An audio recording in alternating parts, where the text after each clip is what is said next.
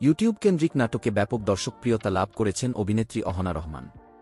গত সেপ্টেম্বর মাসে জিয়াউদ্দিন আলমের পরিচালনায় অহনার অভিনীত নাটক প্রবাসীর স্ত্রী প্রচারিত হয়, যা দর্শকদের কাছ থেকে ব্যাপক সাড়া পায়।